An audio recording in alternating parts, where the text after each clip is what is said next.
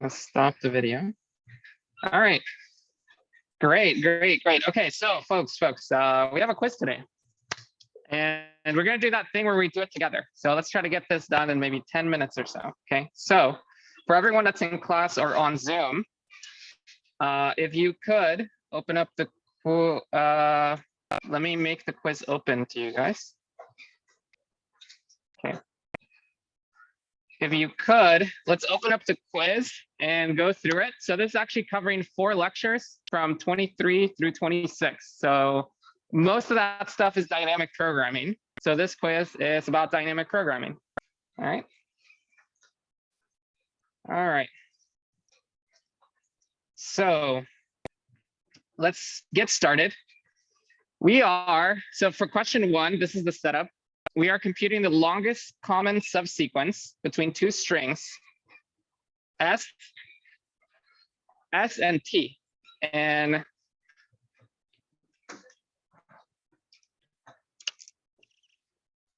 this marker is bad. I would love a marker if you have one. That's great, thank you. I'll let you guys read the question and think about it for a second. This is really testing your understanding of the least common subsequence algorithm. I'll take the black one. Thank you. Appreciate it. You're just so well prepared. Okay.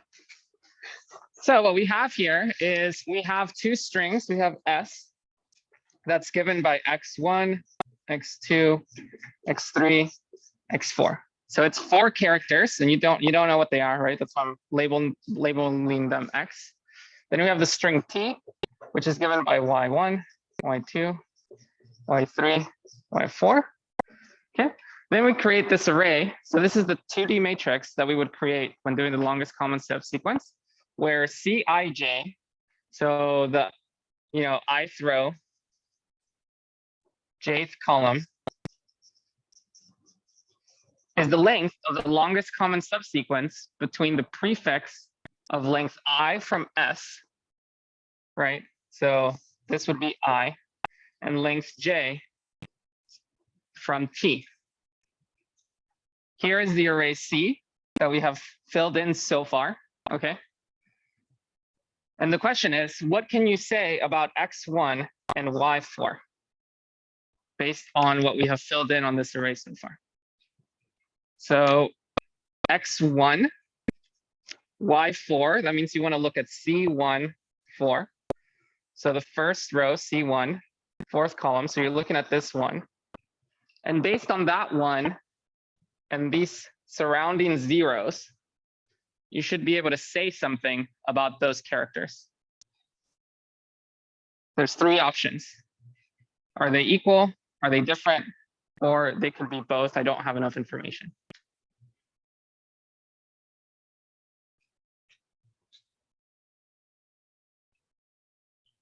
Yeah. They're equal. Yeah. So if you remember, so this is the one thing you want to remember, right? So the recursive formulation for our problem was Cij. There's 2 cases, and we took the max of both, right? Either the ith and jth character were equal to each other, in which case we would do 1 plus Ci minus 1, j minus 1, right? So in the graph, that is, we look up diagonally, right? Or we would do C of I, so this is case 1, or we would take the max of Ci minus 1 j and Ci j minus 1. Right. So either we look diagonally and we add 1 if the characters match, or we take the maximum of the 2 numbers up or left of us. Because we were saying that if, so we're looking at x1, we were saying if x1 and y4 are equal, then the longest common subsequence is given by the longest common subsequence of this part and this part, the part before x1, plus 1, because we can take, this is A, this is A. We can take A in our subsequence, right? Cool. So they are equal. Does everybody see? Kind of. So the main thing is you need to remember this recursive formulation. If you remember that, then from this, it should be pretty clear that the only way we're going to get a 1 here is if we do 1 plus the 0, which means we only take this case if the two characters are equal.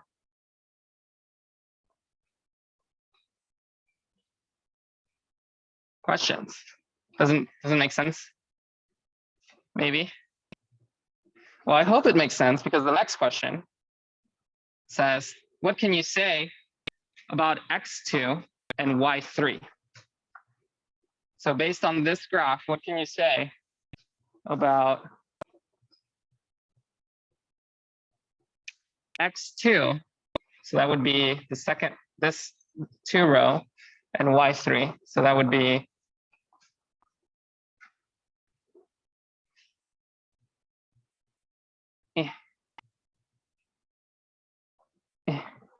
wait, how did I have? Okay, I forgot how I had this. Let me just erase these. It's a little confusing. Okay. So what can you say about x2 and y3? So what can you say about this 1? How did we get a 1 there? What had to be true for us to get a 1 there? They had to match, right?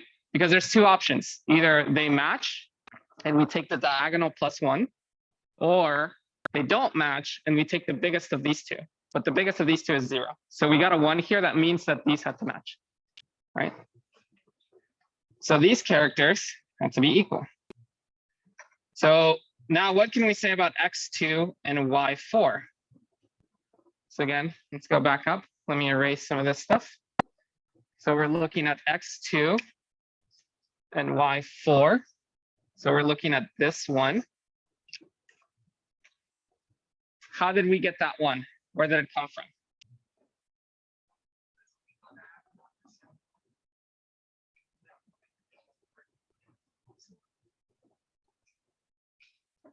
Yeah. They're different.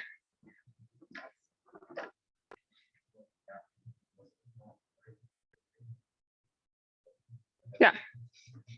Do you want to speak up a little more as to why they're different? Yeah.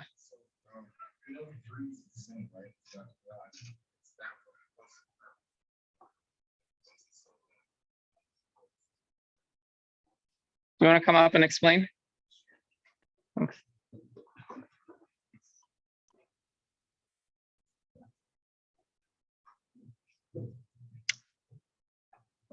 Thanks for the markers, by the way. Yeah. There you go. I don't know if you need to draw or anything, but yeah. Do you mind if hear me? Yeah, you can take it off. So like we're just gonna be on this row, so this is gonna say 3 or 4. Since we know 3 is 1, and since this is also 1, it means 4 has to be 0, because it's 3 plus 4 equals what's at 4. So since it's still 1, it means that there was no change, so 4 isn't the same. It has to be different. Okay, sure. Does that make sense to people? So these actually have to be different. Okay. All right. Trickier question. What is the value of the heart? Okay. So this number here, what should the value be?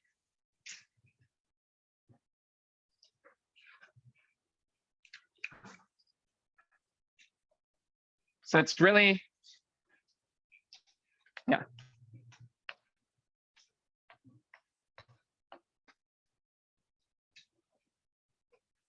So the heart is going to depend on whether 3 and 4 are the same or different, right?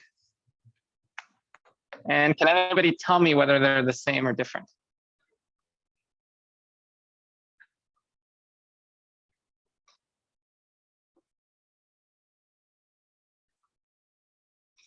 Yeah.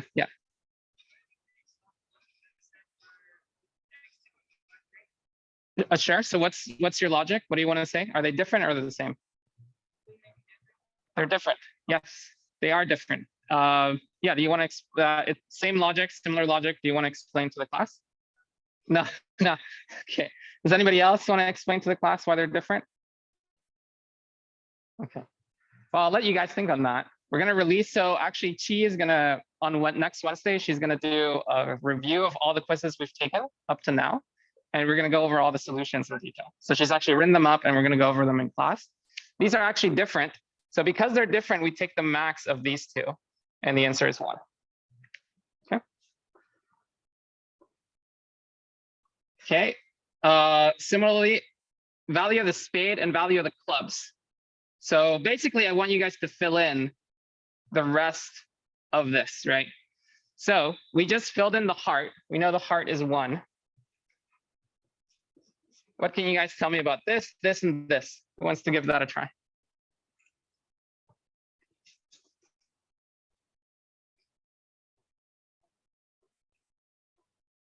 Yeah.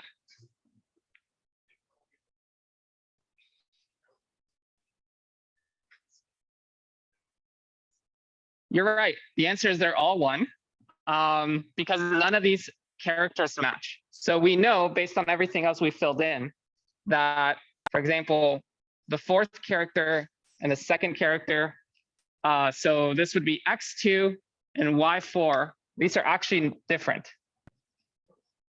Okay. And how do we know that? Yeah. And then you can speak up if you can. Yeah. Yeah. So 2 and 4 here. This one doesn't match. So that one doesn't match. Okay. And if you do similar logic for the rest of these, it turns out that these are all 1 as well. Okay. I do want to actually teach you guys today. So I'm going to speed a little bit faster through these. But if you're having trouble, all you need to remember, it's a lot of logic. Okay. So it's a lot of like having to think through. And basically what you're trying to figure out is, given the information you have on the board, which of like, does that imply the characters match or does that imply they don't match? Okay. And without this, you actually have enough information to know whether the characters are matching or not matching based on what we filled in so far. Okay. So it does take a little bit of time if you want to actually write it down, but it turns out that the answer for all of these is 1. Okay. Okay. Let's move on. Next problem. So consider the least common subsequence problem from lecture 25 in our dynamic programming algorithm. Given input strings, there should be an R there, of lengths M and N, right? So we're still talking about the same problem, the least common subsequence. What is the memory complexity of this algorithm? Memory complexity is another name for space complexity. So basically, how much space does the algorithm take? Yes, Serena? Yeah, it's got to be at minimum M times N because you're making this matrix, right?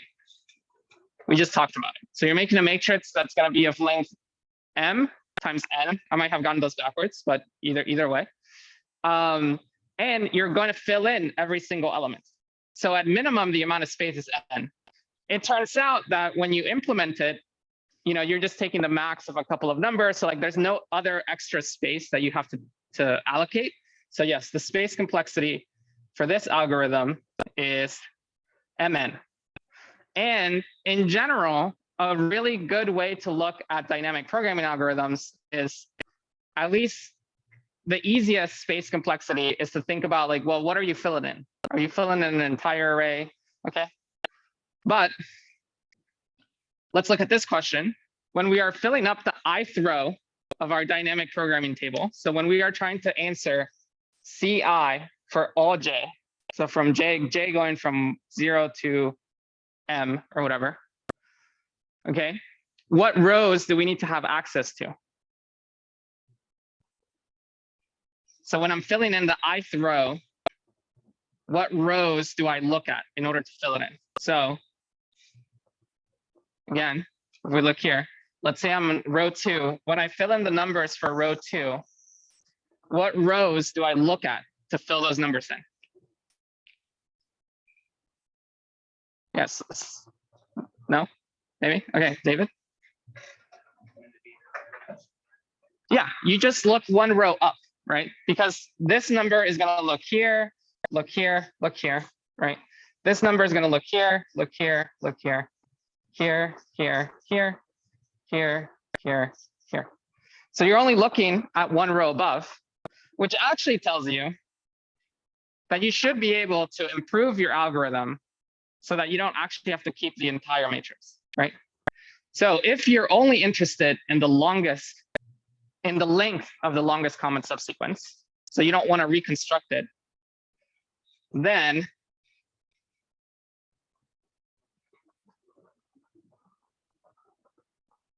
so what rows do we need to have access? We need to have access to the ith row and the ith minus 1 row. So that's this question.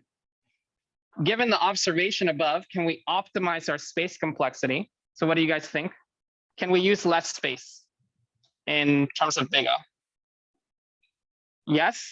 Yes, Lynn. You cannot. Okay, why not? You just don't think so? Okay. So it does. So in this case, so again, if you want to reconstruct the actual longest common subsequence, you need to keep the entire matrix. Because again, if you guys remember, the way we reconstructed it is we started at the bottom right corner, and then we figure out, was this number because of a match, or was this because they didn't match? And if it matched, we took that character and we said, this is part of our longest common subsequence, right? And then we would walk up, you know, something like this, maybe like this, or something like that. We would walk up and end up here, okay? So if you want the longest common subsequence, you do need to match.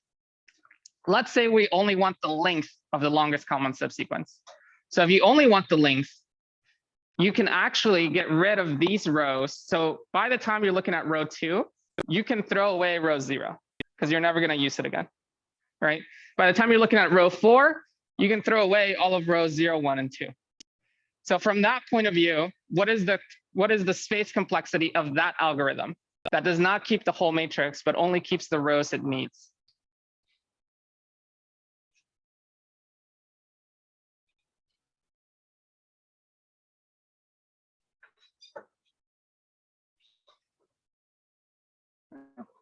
And remember that this is an n by m matrix.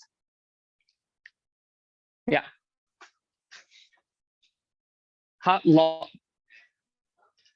N log n, not, where are you getting the log from?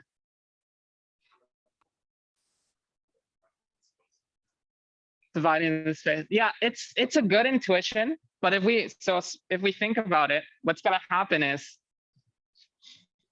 on the first iteration, we only need these 2 rows. So if I ask you how much space is this, what would you say? Just these 2 rows. 2m, right? So this would be, so this space would be O of 2m, which is basically O of m, right? And then on the next iteration, what we're going to do is we're going to throw away that row and we're going to take this row. So now we're going to use this much space. How much space is that? O of m again. So you're always going to use just O of m space. Now, the question you'll notice does not have an answer that says O of m. The answer says O minimum of m and n. Why? Yeah, because if you're being smart about it, you would actually switch it so that whichever string is on your rows. Sorry, whichever string is on your columns is the shorter one. And then that way you'll keep less space, right? Yeah, cool. Okay, so that's the quiz. Chi is going to go over more solutions on Wednesday, not just for this quiz, but for all the quizzes. But if you are struggling a lot with this, then you probably want to watch lecture 26 again, because lecture 26 is the one that covered a lot, or 26 and 27. Cool. Okay. Actually, what is my score? Oh, we did get 100. Okay, great. Okay, so let's get started with our actual material today. So we're going to cover a lot more. Homework 7 is due today. I will just be in my office after class. So if you want to come with me to Martin or Eric, actually, I'll be in Martin room 300. So on the 3rd floor, there's a big room there where we tend to hang out. So if you want to hang out, come hang out with me, do your homework, ask questions, please come by. Okay. Okay, so today we were supposed to get started with greedy, but we have to wrap up our last dynamic programming problem that we didn't finish last time. Okay, so let's do that first. The problem was called independent set. Who remembers what that problem is?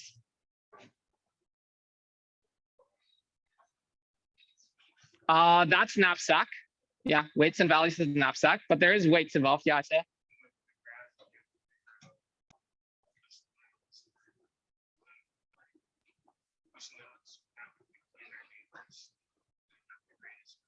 Exactly. Yeah, that's exactly it.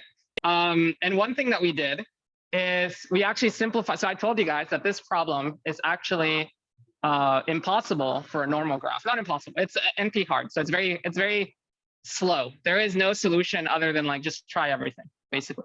Okay. So we simplified the problem to said, hey, let's say we have a tree. So we know that our graph is a tree, and we talked about defining AU. So this is our subproblem. Is the weight of the maximal independent set in the tree rooted at node U. Okay. And then we covered a couple of scenarios where it's, well, it's two options. Either we take node U into our set, which means we have weight U as the value, plus we have to take all of the grandchildren. Or we may take the grandchildren. We don't have to, but we may take the grandchildren, right? So this is saying add up for all of the grandchildren, their value, what is the maximum weight that they can have, right? The other option was we don't take node U, in which case the weight is going to be what is the maximum weight that all the children can give you. Okay. Now, one problem with this formulation is how do you sum over the grandchildren?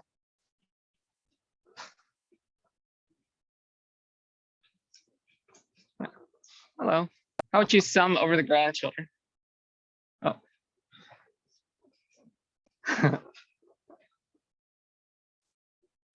That's cute. Okay. We're in the right, this is the right time, right? Okay. Oh, okay. Oh, okay. Okay. Well, I almost thought he wanted to join our class because we're so good. Okay, so but let's try to wrap this up. So summing over the children is not hard because you're trying to solve for U, right? Which means your code is currently at node U. Okay. So all you do is you say, well, you know, for U dot children, let me look up the answers that I've solved for you, right? However, for the grandchildren, it's a lot more work because you have to say for each of the children of U, look at the children of that child, right? And something you can do instead, and this is another trick that you will see in dynamic programming, so this is why we're using this as an example, is you can actually keep two arrays, okay? So we're going to define AU to be the same as before. So AU is the weight of the maximal independent set in the tree rooted at U, okay? And BU, B, so this is another array that we're going to create, is going to be the sum of the weights of the children of a tree rooted at U, okay? So for each child of U, we are going to take AV, right? So in a sense, this is looking at the grandchildren. Well, we're going to use it so that it looks at the grandchildren. Okay. And then you can replace this term where here you're summing over the children. And here you are again summing over the children, but now you're looking at the array B because B has the answer for the children's children. Okay. And that works. So that's a trick, because then you don't have to actually look at the children's children. You can just look at your own children. Okay. Welcome. So now that you have the recursive formulation, you actually code it up. And this is what the code would look like. Okay. So in this case, what we do is we're actually using, so all of the other algorithms I showed you used a bottom-up approach to fill in the array, okay, where we start with 1 and then we go up. This is an example of dynamic programming that uses a top-down approach, which says, first, somewhere outside this function, initialize your arrays A and B. So these are like global arrays, right, that this function can always access. Okay.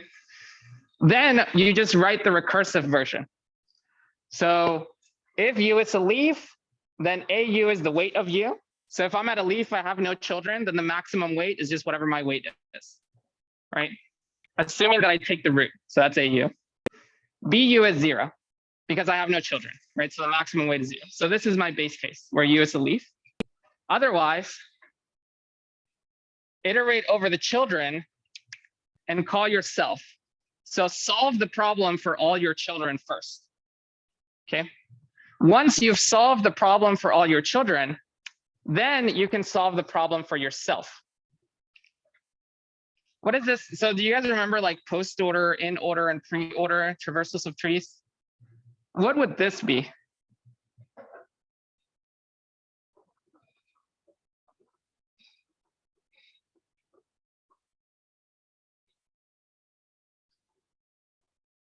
So I do everything for my children first, and then I do it for myself. Post order, right? This is post order traversal, right? Which means these values are actually going to start getting filled up from the bottom of the tree, right?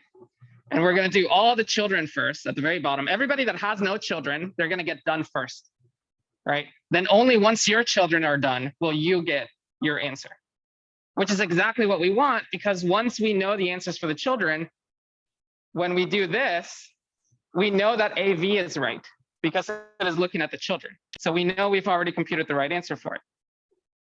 We know BV is right because it's only looking at the children. So we've already computed the right answer for it. Okay. So this is a top-down version of dynamic programming.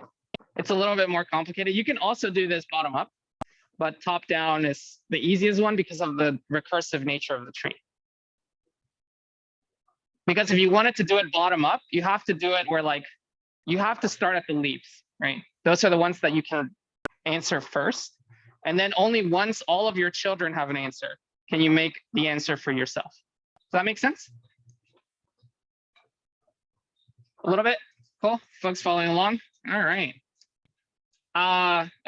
Running time for this algorithm. Can you guys tell me the running time?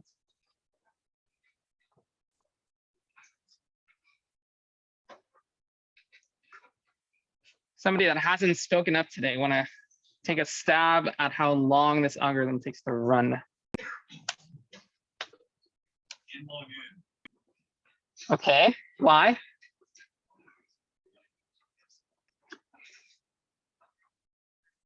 For loop and recursive calls. Okay, why? How does that? So it reminds you of merge sort. Is that what you're saying? You have a for loop, that's O of n. You have 2 recursive calls. Okay. Anybody else have another proposal?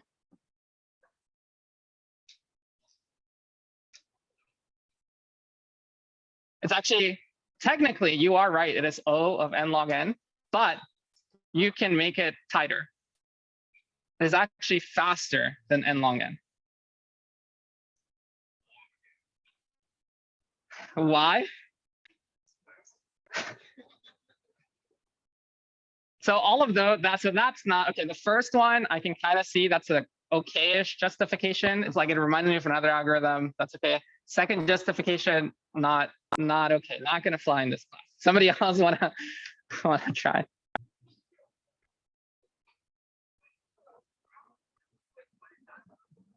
Right. So let's say, let's ignore this for loop for a second. Let's ignore those. What would be the running time?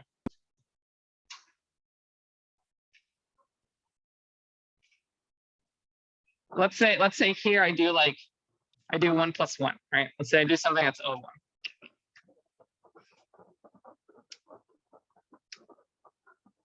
O of n, why?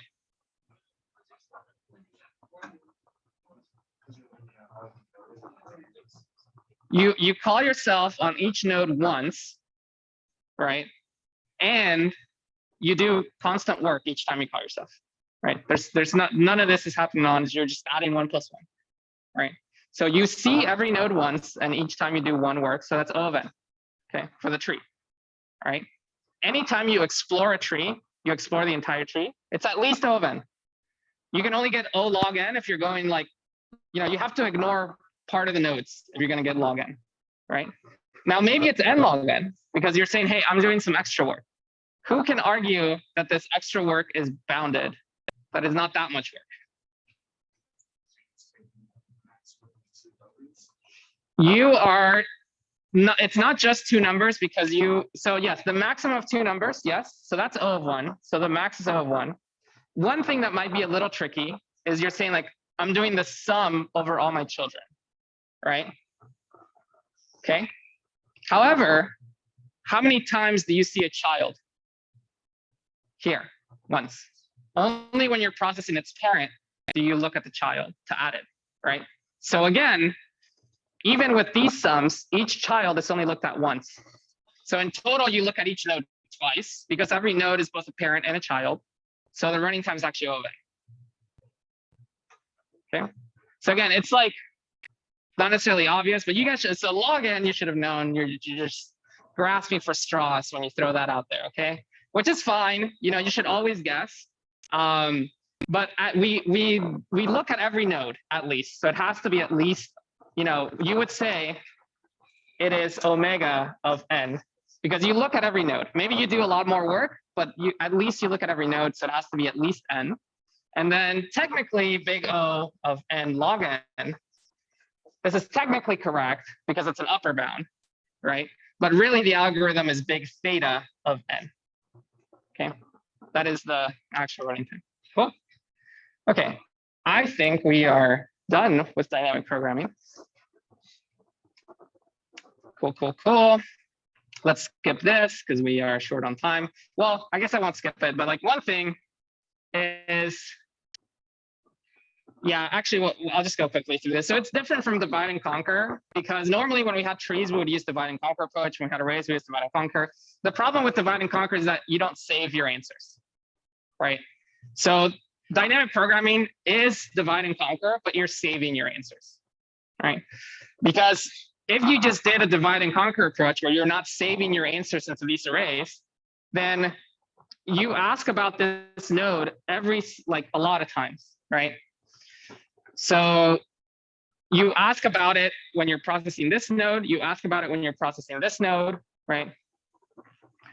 And you ask about it when you're processing this node. So if you do just a normal divide and conquer without saving your answers, you're going to go visit this node exponentially many times because you visit it like, once for this one, twice for this one, 4 times for this one, etc. Okay. All right, let's wrap up. So what have we learned? We can find the maximal independence set in trees in O of n time. This is O of size of V, where V is the number of nodes you have, which is usually n. Recap of dynamic programming. We've seen several examples now, so you guys should be familiar with all of these examples. If I ask you to run them in a quiz, you should know how to run them. Here are the ones: Bellman-Ford and Floyd-Warshall. Who remembers what these are? What do they do? What problem do they solve and what's different about them? Yeah.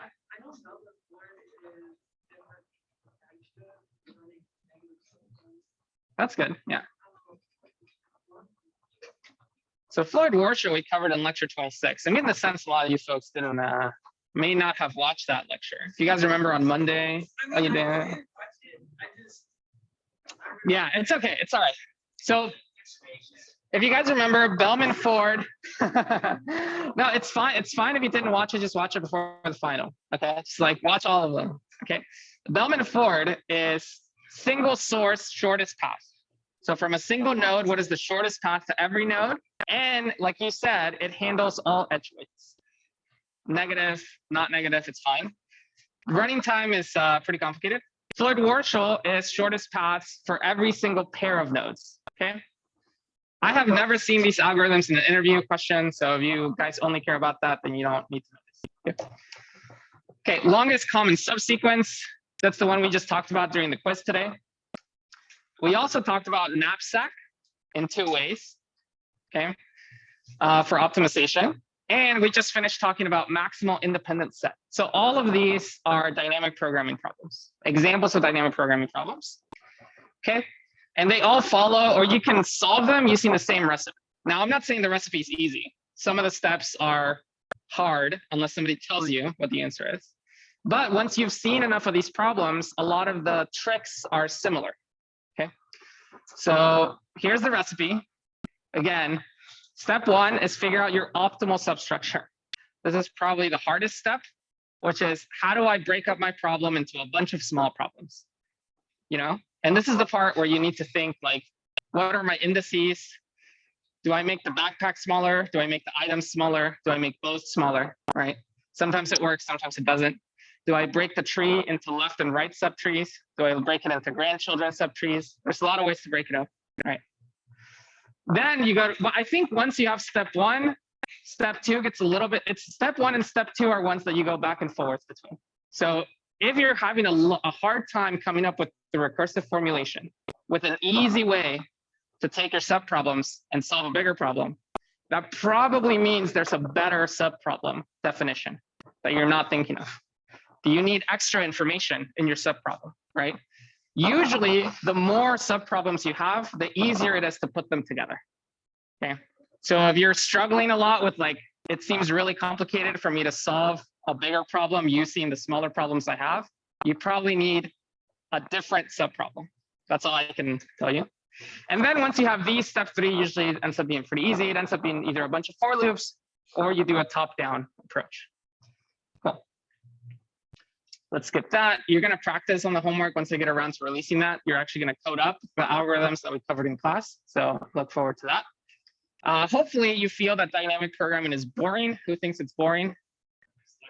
Slightly boring. You should be bored because we cover a lot. Yeah, so we've covered a lot of them because dynamic programming is one of those things where you really just need to see a lot of examples. Okay. Cool.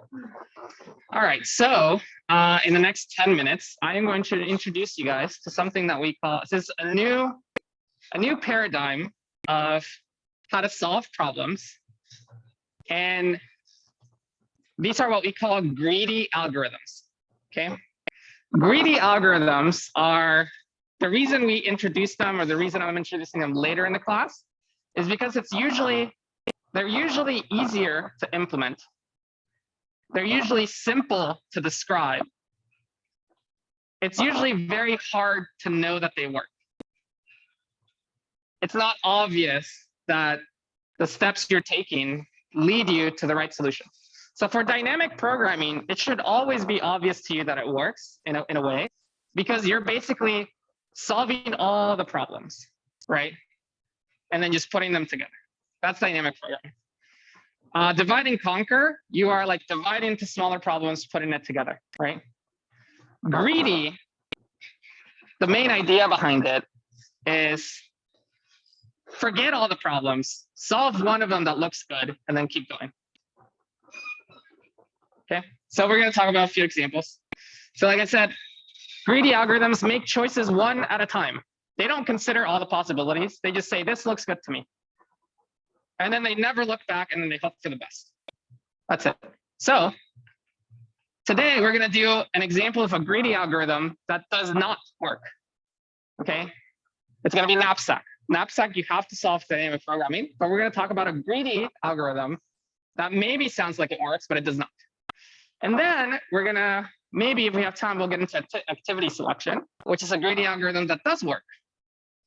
Okay, so for unbounded knapsack, who remembers what this problem is? Somebody here? Or, yeah, Leander?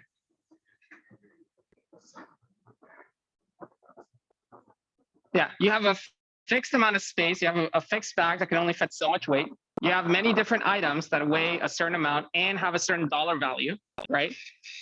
But you can take as many copies. That's why it's called unbounded. You can take as many copies of those items as you want. So, you know, you have a really rich friend that will give you as many iPads as you want.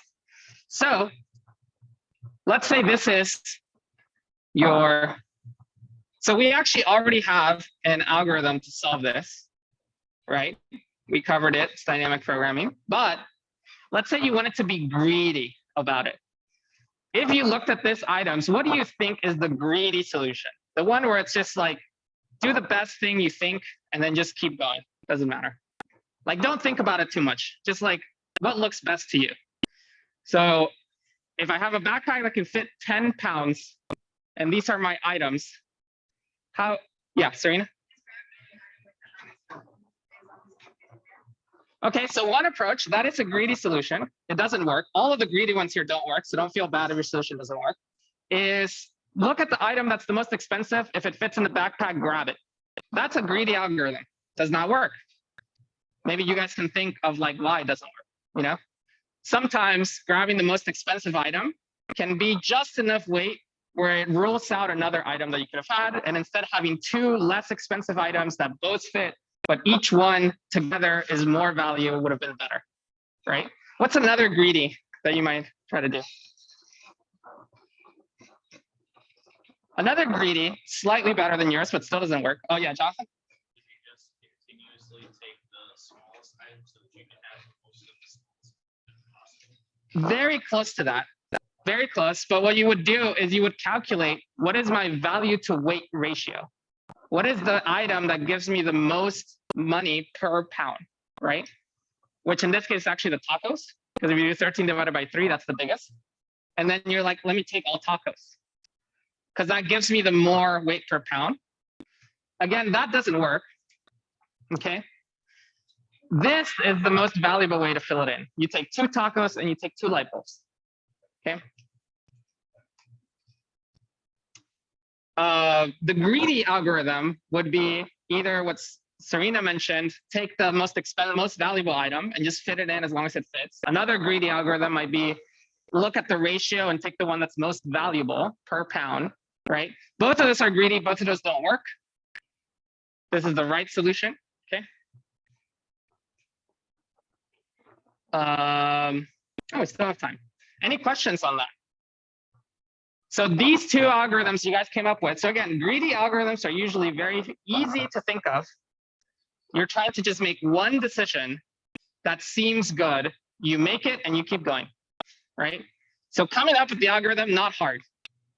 Coming up with an algorithm that works and is greedy is hard, okay? So I guess a little opposite of the dynamic ones. The dynamic usually hard to think of the algorithm. Yeah. Huh? Oh, the unbounded is that you can take as many tacos as you want. Like there's infinite copies of them. Whereas the bounded, the 0-1 knapsack is like, I only have 1 taco. Once I take it, I cannot put more tacos into my backpack. Yeah. Unbounded just means like, you know, I tell you the weight and the value, and then if you want to take 20 of them, you can take 20. If you want to take 3 of them, you can take 3. Yeah. Okay, so here's an example where greedy works, and I think maybe I'll just introduce it to you guys and let you guys think about why it works. So this is called activity selection. It's a pretty common problem. So you guys probably run into this. You have a lot of stuff that you need to do, right, in your day. A lot of activities that you're thinking of doing, like your math class, your Comp 285 class. You know, you got to sleep at some point. You make sure you keep that up there. You have a social activity. Maybe you have, you know, programming team meeting. You have a lot of options for activities you can do. Okay. And generally speaking, you can generally only do one activity at a time, right? So like when you are in this class, hopefully, you are also not doing your swimming lessons. But I guess maybe if you're on Zoom, you know, you can work that out. I don't know, right? So here's the problem. I give you a bunch of activities that have start and finish times. So that's normal, right? It's like this class from 12 to 12:50, right? So you have a bunch of activities. And the problem is you can only do one activity at a time, but you want to do as many activities as possible, right? So all the activities are the same to you, but you want to do as many of them as possible. Which activities do you pick? Yeah. The ones that take the least amount of time. That is a good suggestion. That would be a greedy algorithm. That is a greedy algorithm that doesn't work. Yeah.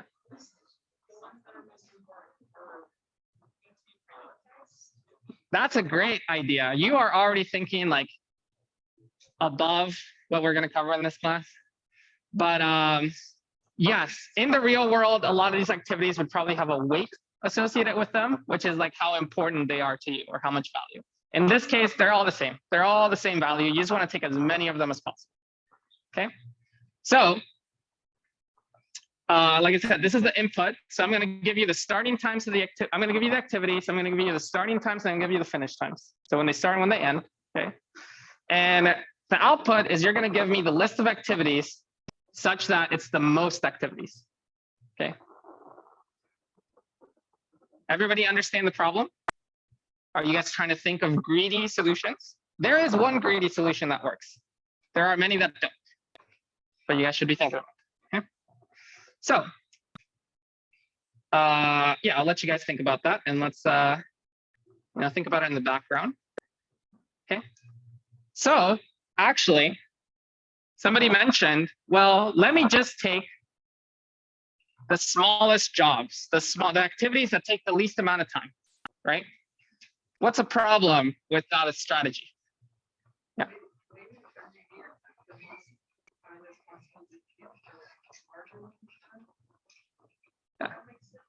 So yeah, I think this is what you're trying to say. This is an example where that's a problem. Let's say I have these 3 activities. That's my day. There's only 3 of them. This is one class, this is another class, and this is me playing Super Mario or like Super Auto Pets, right? Now, Super Auto Pets is only going to take me 10 minutes, but I'm going to start from 11:40 to 12:10, let's say. So it's going to take me 30 minutes. However, my class doesn't end till 11:50. And my next class starts at 12. So again, the problem says I can only do one activity at a time. So there is no option to like join an activity late, which is what you would probably do in this case, right? Is like leave this early, go to this one, then join late, go to this one. That's not an option, okay? So the problem with this approach is that if you take the smallest one, it can rule out more activities because it slightly overlaps, right? So the optimal solution is you can actually do both of these. So that's 2 activities, that's optimal. But if you take the smallest one, you only do 1 activity. Okay.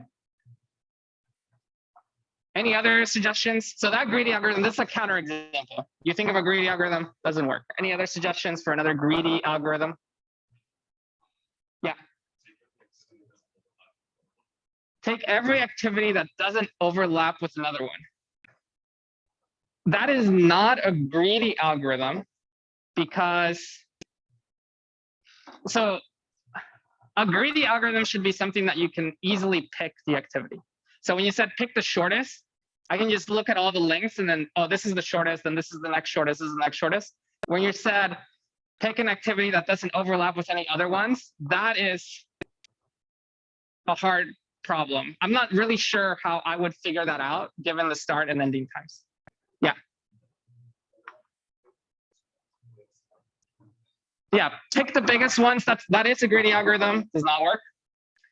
There's a lot of greedy algorithms for this. We're gonna cover a few of them. So one option is shortest job first.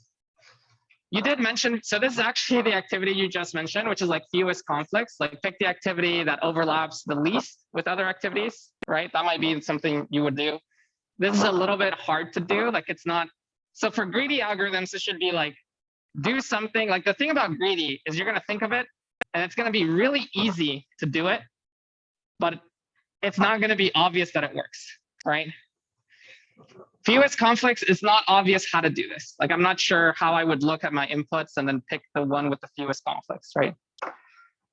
Another proposal, and this one actually works, is pick the activity that ends first. Start with that one. and then pick the next activity that does not overlap with that one that ends first. So this is easy to do in code. Why? Yeah, you could just sort the activities by finish time and be like, here's the first one. And then once you know that finish time has ended, all the ones with a start time before it, you're like, I cannot take these activities.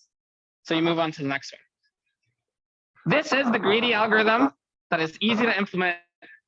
It does work. And I'll let you guys over the weekend think about why this might work.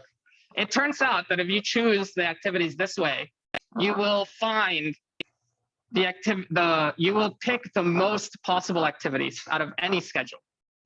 Okay, cool.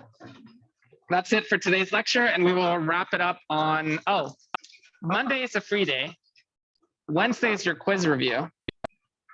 So we'll wrap this up on Friday. Okay, yeah.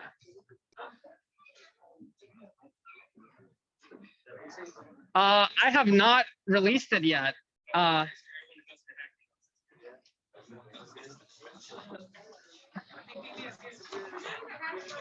You will have homework. I'll think about it. I have not released it yet. There is a hackathon. I want you guys to go to the hackathon.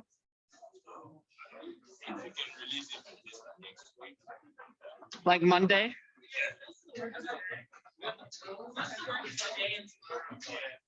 Okay. What if I release it Sunday afternoon? I mean, to be fair, you guys don't get started until the day it's due anyway. So,